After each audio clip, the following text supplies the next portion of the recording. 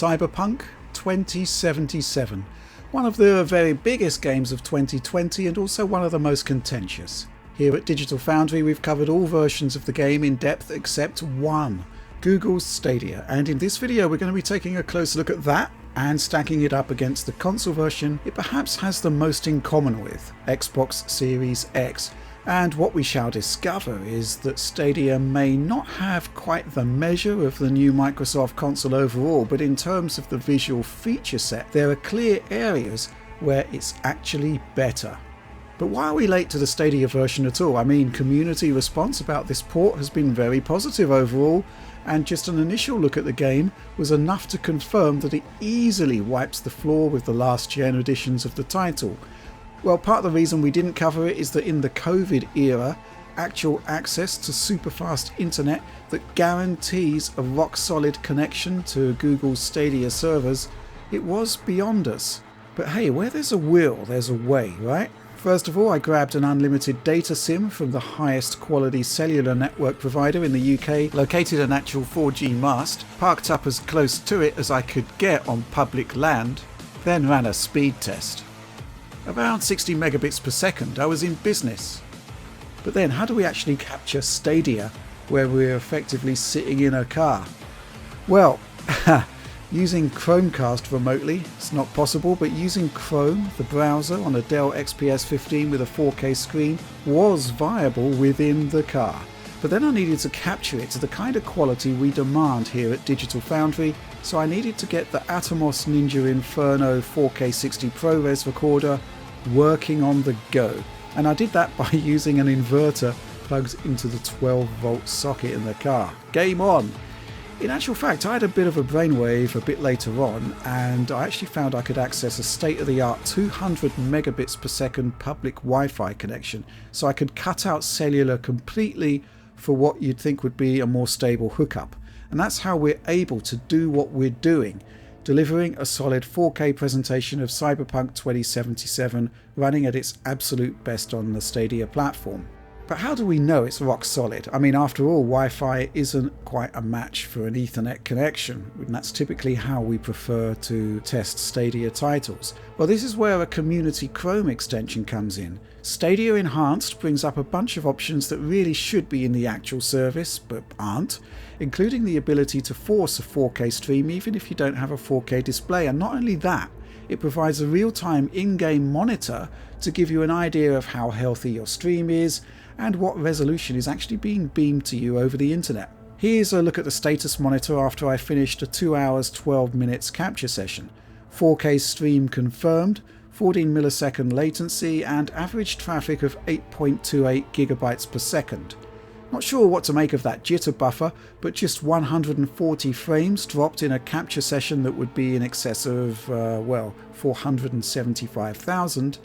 Not too bad, I don't think, so I'm pretty happy with the quality of the stream I recorded in what were pretty bizarre circumstances.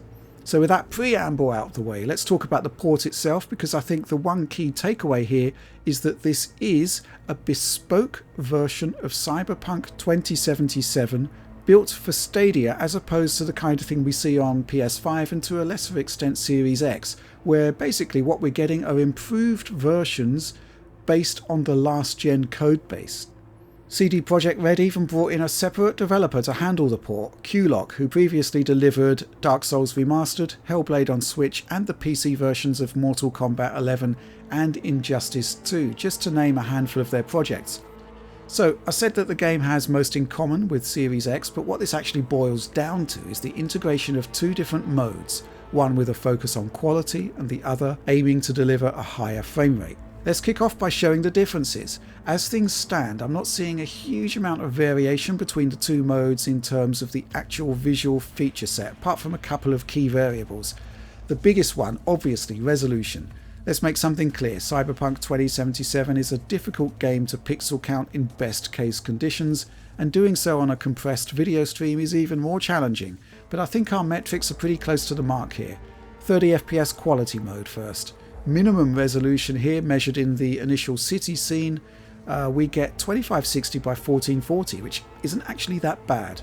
Maximum results, essentially measured by looking at the sky in the garage in the initial Nomad area, Well, we get 2816 by 1584, 1584p. But the higher frame rate mode is clearly very challenged in terms of pixel counts. Using the same areas for measurement, it's 1440 by 810 at the minimum, with a 1728 by 972 maximum. 972p for the high FPS mode on Stadia there. It does seem rather low. 1080p does seem more likely, but this didn't come up on our pixel count tests. PS5 doesn't have a quality mode, but Series X does, where we're looking at a 1620p minimum and an 1800p maximum, while performance mode is 1080p. Although it is dynamic, on occasion it can scale as high as 1620p. So it's clear that at the basic level, Series X is giving a much cleaner image than Stadia, but that's not the complete story, as we shall discover later.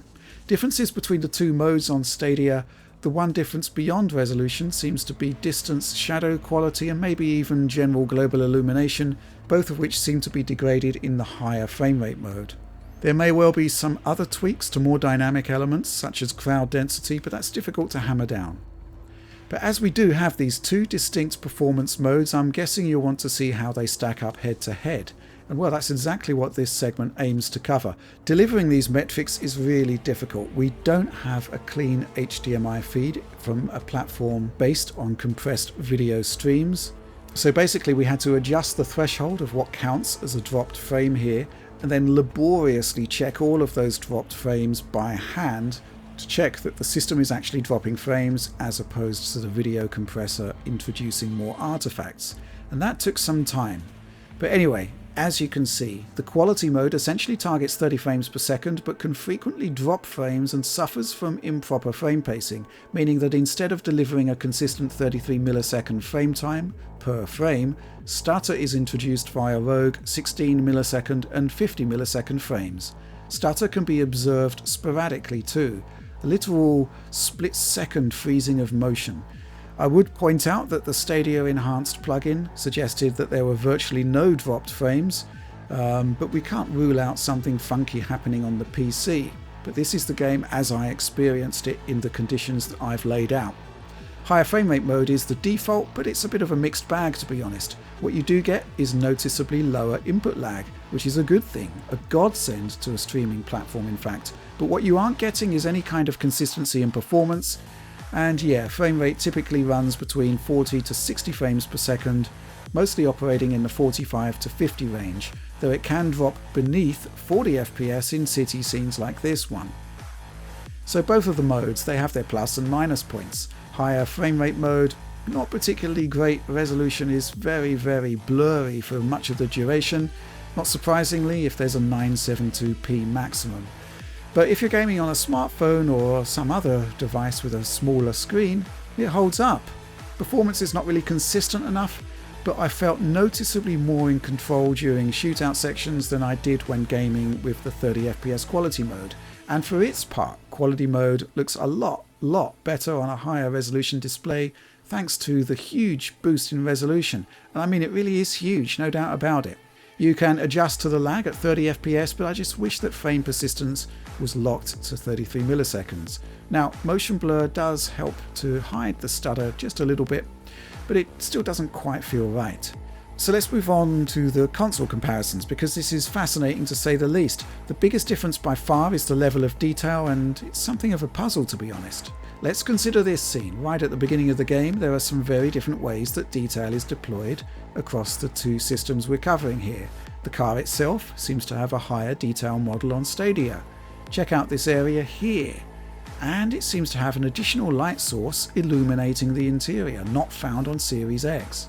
Now let's check out the tools on the wall and on the desk beneath. There's a fair few of them that are actually missing in Xbox Series X on the quality mode. But it's the scene outside that's arguably more interesting. So based on this shot, Series X seems to have less building detail, but more foliage detail. However, when we scale the radio tower a bit later on, foliage detail now seems to be much richer on Stadia overall. And here's another interesting puzzle. When we look at the busy city scene here, initially everything looks rather similar, yet in the far off distance, Series X appears to have a higher level of detail. Not a huge amount of it perhaps, but there it is. However, in the same scene when we jump into our car, suddenly things look very different indeed. Series X is losing a lot of detail. Most noticeably, lampposts just disappear. Detail on the bridge above is also more clearly defined on Stadia. Now this looks like a dramatic improvement for the streaming system until you look a little more closely. Foliage is reduced on Stadia. Detail in the far-off buildings is absent, but there it is on Series X. Shadow quality, also a bit of a mixed bag.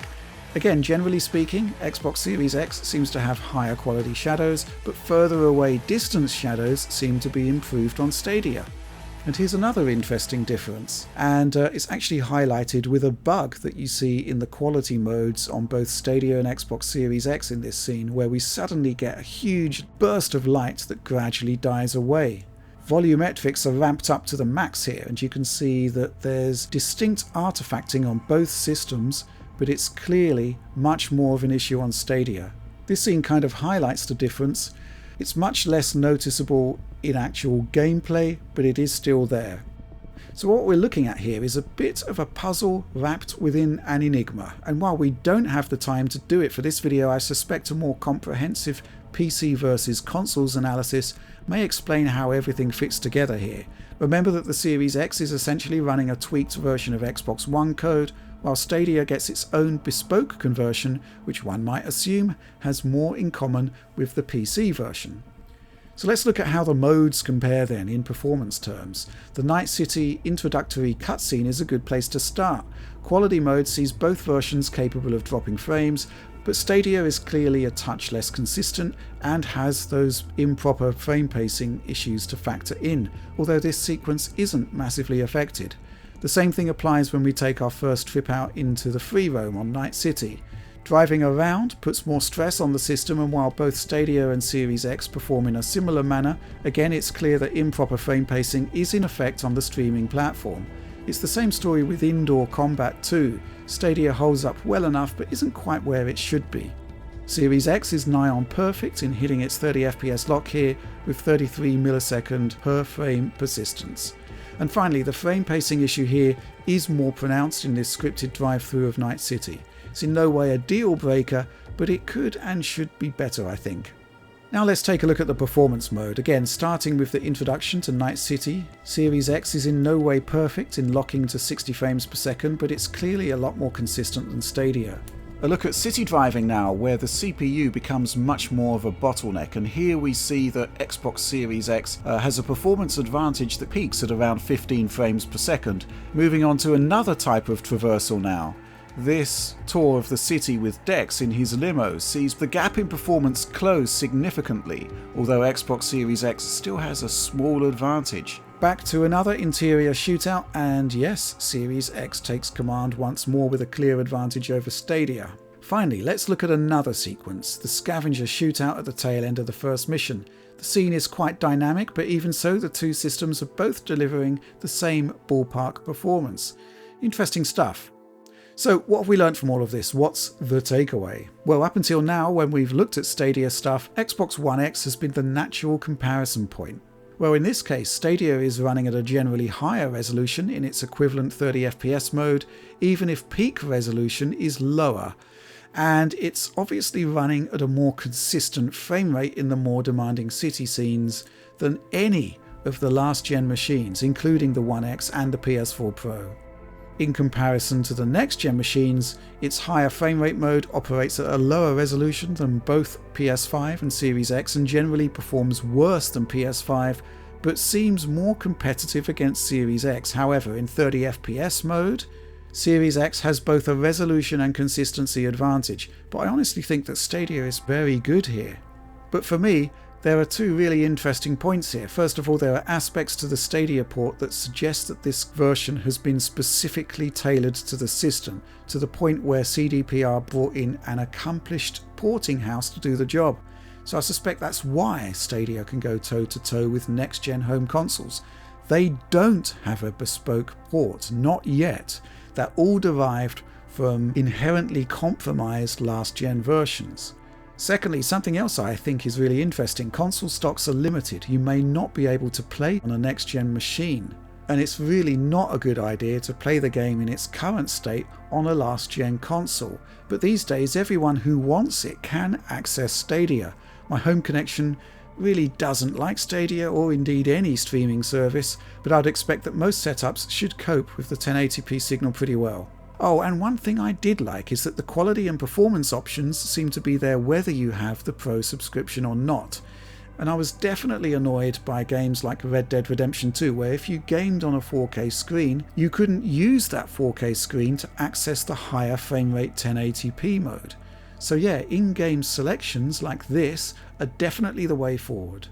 But that's where we're at for now. A fascinating Stadia release, and I'll be interested to see how Series X and PS5 compare when they get their actual next-gen patches. But that's all from me for now. As usual, liking, subscribing, ringing the notification bell, of course, it's all good stuff, as is joining the DF Patreon, supporting the team more directly, and getting all of our content at source file quality for the best possible viewing experience. But that's it. That's the video. That's all from me for now. Thanks for watching, and thanks for supporting Digital Foundry.